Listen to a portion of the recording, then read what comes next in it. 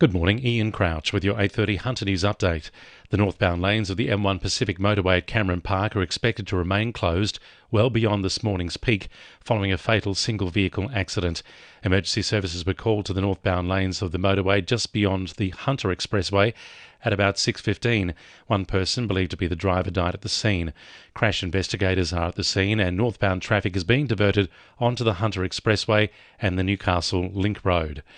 The federal government has announced the operating hours of 2 more GP Access after-hours clinics in the Hunter are being extended from today. The service will now be available from Belmont Hospital until 10 p.m, 7 days a week. The clinic at the Calvary Mater is also staying open until 10 p.m. across the week. The government is working with the Primary Health Network to restore services at the Toronto Polyclinic. The state government says it's working to get as many renewable energy projects up and running before the expected closure of the Eraring power station. The government admits there is still insufficient baseload capacity in renewables amid calls to keep the ageing power station open beyond 2025.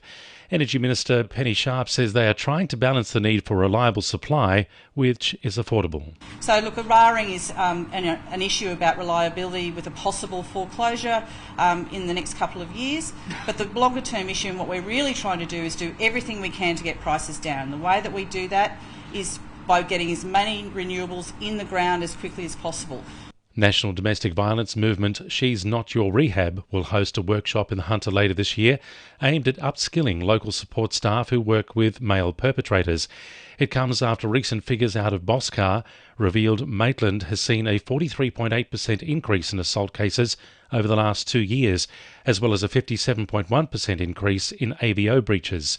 Chair of Newcastle's Domestic Violence Committee, Lisa Ronneberg, says anyone working in the space is encouraged to take part. So it's for, workers, frontline workers, social workers, people working in schools, people who, police, corrections, anyone who really, has contact with men in that capacity. Lake Macquarie boat owners will soon have a clearer path through the Swansea Channel, with work about to start on a dredging program. Locals have been calling for the work to be done for years, and Marine Rescue are called out several times a week to pull vessels off the silted-up channel. A dredge is currently being assembled at Rathmines boat ramp, and work to pump 15,000 cubic metres of sand will begin in August, creating a 30-metre wide channel for boats. Another 15,000 cubic metre dredge will be carried out in August next year. Local not-for-profit Aussie Arc has secured a share in $2 million as part of the Qantas Regional Grants Program.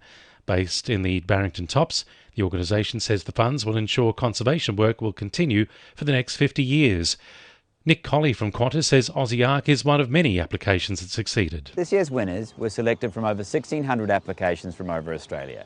This is the largest amount of submissions we've received for the Qantas Regional Grants Program. 2NURFM Sport. The Knights have reached their highest point in the competition since the start of April, following their 28-6 win over the Canberra Raiders. Grabbing his 20th try for the season, winger Dominic Young could still take out the club's season try-scoring record with 5 rounds remaining.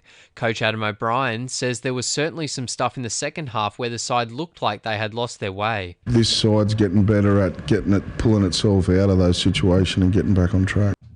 Meanwhile, Newcastle's NRLW side were unable to hold on to a 20-12 lead, going down to the Cowboys 31-20.